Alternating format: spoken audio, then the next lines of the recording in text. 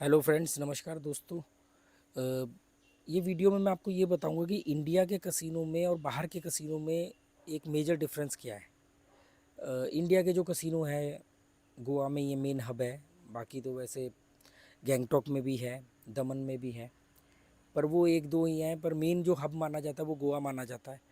और श्रीलंका में तीन ही कसिनो है कोलंबो में। अभी कोई नया आया हो हाल फिलहाल में तो पता नहीं, पर तीन ही कसिनो है, बेलेजियो, बेले कसिनो और मरीना कसिनो। इन सब कसिनो में मैं गया हूँ। नेपाल में बहुत सारे कसिनो हैं, तकरीबन तकरीबन सभी में गया हूँ। और अभी मैं सिंगापुर, मलेशिया और फिलीपींस के कसिनो में गया हूँ। सिंगापुर में तीन कसिनो हैं, एक क्रूज़ कसिनो, दो लैंड कसिनो जो एक आइलैंड पे है, सेंतोसा आइलैंड पे, और एक मरीना बे कसिनो। तो मैं उसमें मरीना बे और सेंतोसा आइलैंड वाले कसिनो में गया हूँ। और मलेशिया में जेंटिंग हाईलैंड जो एक हिल स्टेशन के ऊपर कसिनो है उसमें गया हूँ।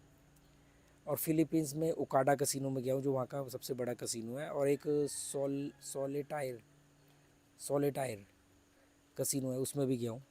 ये दो बड़े कसिनो हैं वहाँ के, और भी हैं पर मैं ये दो में गया हूँ।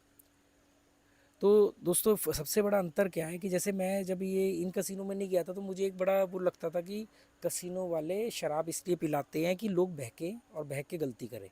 और जो बात बिल्कुल सही भी है। बहुत सारे लोग मैंने देखा है जो जीत रहे होते हैं पर शराब में इतने शराबी बन जाते हैं। नाच गाना चल रहा होता है, नाचते हैं, पैसे लुटाते हैं, लड़कियों के साथ डांस करते हैं।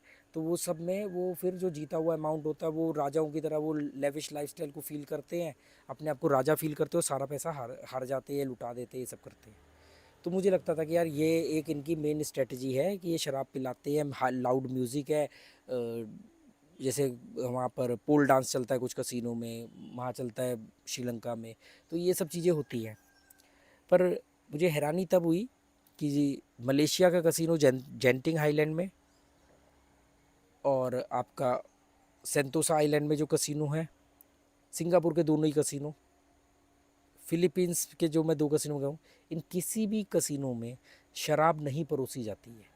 मतलब आपको पीने के लिए चाय मिलेगी, कॉफ़ी मिलेगी आपको, चॉकलेट मिल्क मिलेगा, हॉर्लिक्स मिलेगा, जूस मिल जाएंगे, कोल्ड ड्रिंक मिल जाएंगे, बस ये आपको फ्री ऑफ कॉस्ट मिलेगा। और कसिनो एक स्टेडियम के साइज़ के कसिनो है, छोटे छोटे कसिनो नहीं है, बड़े कसिनो, मतलब एक स्टेडियम की तरह कसिनो है। आप अगर खड़े होकर के ऊपर से देखोगे फर्स्ट फ्लोर से तो आपको नीचे कम से कम 500 टेबल मिलेंगी, कार्ड गेम की और किसी और गेम की। 100 150 रूलेट होते हैं एक फ्लोर पे, रूलेट टेबल होती हैं 100 से ज़्यादा। पर शराब नहीं परोसी जाती है। तो फिर वहाँ के लोग कैसे हारते हैं या कसिनो कैसे पनप रहे हैं। अंदर एक बार होगा, एक रेस्टोरेंट होगा, वहाँ पे आप जाके पैसे दे के खाना खा सकते हो, या आप पैसे दे करके शराब पी सकते हो। हाँ, अगर आप वीआईपी प्लेयर हो, बड़े प्लेयर हो, तो आपको वहाँ पर एंट्री मिलेगी। दूसरा एक तरीका उन्होंने क्या किया हुआ है सिंगापुर में, कि आप जो भी गेम खेलोगे वो आपको पॉइंट्स देते हैं। जो भी आपने खरीदा, चिप खरीदी, चिप बाइंग की और चिप से गेम प्ले किया, तो वो अगर आप मेंबर बन गए, आपने कार्ड बनाया हुआ है, तो वो आपके कार्ड में एंट्री करेंगे। मतलब जैसे आपने 5,000 का एक टेबल पे खरीदा, $5,000 आपने खरीदे सिंगापुर के, या $1,000 का ख़रीदा आपने, तो आप अपना कार्ड दोगे, वो आपके कार्ड में एंट्री कर देंगे, उसके पॉइंट मिलते हैं। वो जितने भी पॉइंट है वो जाके आप रेस्टोरेंट में रिडीम करा सकते हो, खाना खा के, शराब पी के, बियर पी के, जो भी आपको करना है। मतलब वैसे फ्री नहीं है कि जैसे इंडिया में होता है।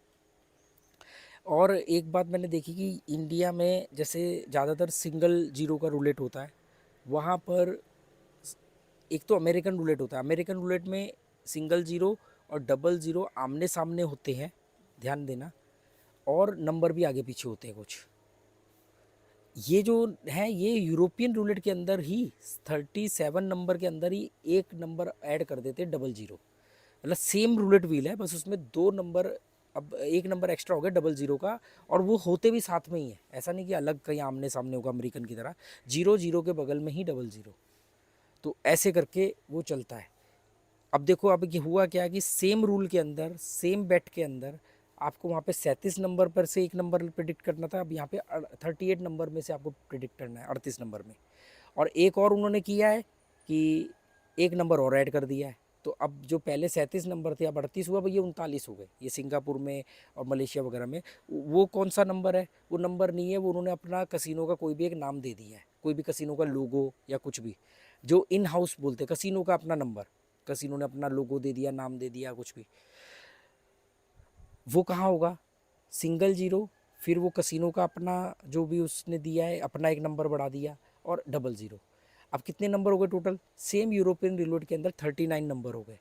अब आपके एक नंबर प्रेडिक्ट करना है तो 2 नंबर एक्स्ट्रा है, तो गेम का एज किसकी तरफ हो गया? कसिनो की तरफ। इन तो ये तो कोई भी अक्लमंद आदमी पकड़ लेगा। तो वो कहेगा मेरे को तो ऐसे में खेलना है जिसमें सिंगल जीरो हो। तो उन्होंने क्या कर रखा है, सिंगल जीरो पे खेलने के लिए आपकी मिनिमम बेट हाई है। आप देख रहे हो कैसे स्ट्रेटेजी बनाई है कि अगर आपने 37 नंबर वाले व्हील पे खेलना है, सेम नंबरों पे सेम तरीके का नंबर है, वही यूरोपियन रूलेट, तो आपको मिनिमम बेट आपकी होगी जैसे मान लो $100 या $200। $200 से आपकी बेट होगी सिंगापुरियन। और अगर आपको 37 नंबर वाले पे खेलना है तो ये 37 नंबर वाले पर आपकी बेट हाई होगी। और अगर आपकी बेट कम कम बेट में खेलना, मान लो आप कह रहे हो कि नहीं यार इतना बड़ा अमाउंट मैं नहीं खेल सकता, मैं तो $20 की चिप चाहिए मुझे, या मैक्सिमम हो गया तो $50 की, तो ये आपको नहीं मिलेंगे वही 39 नंबर वाले पे। मतलब जिसमें आपकी हारने की प्रोबेबिलिटी 2 नंबर ज़्यादा होगी, वहाँ पर तो आप कम पैसों की चिप ले सकते हो। मिनिमम जो मुझे मिले थे $20, 20 सिंगापुरियन डॉलर की चिप वाला रूलेट टेबल मिला था। उसके बाद में 50, फिर उसके बाद में 100, 200। तो जितने कम नंबर वाला व्हील खेलोगे उसमें आपकी बेट हाई हो जाएगी। और वीकेंड पे वैसे ही हाई हो जाती है, 20 वाला बंद हो जाता है वीकेंड पे, फ्राइडे सैटरडे संडे वो $50 वाला बन जाता है। तो ये एक है तरीका।